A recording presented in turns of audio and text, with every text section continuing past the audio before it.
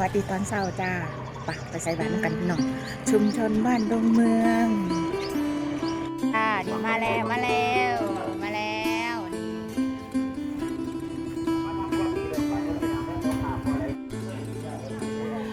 ล้วจ้ามาแล้วนี่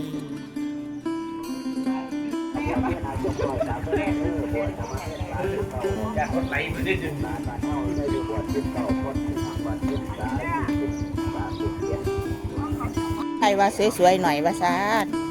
แม่ข่อยว่า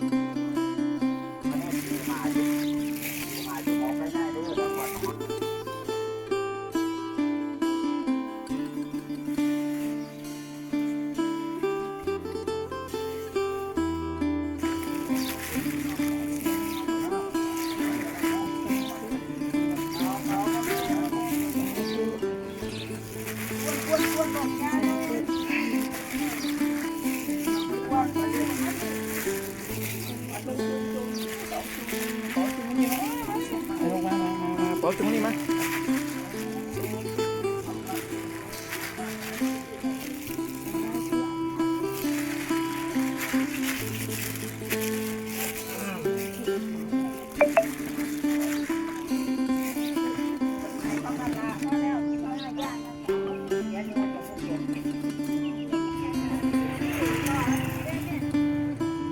แล้วบัดนี้แล้วเวียกแล้ว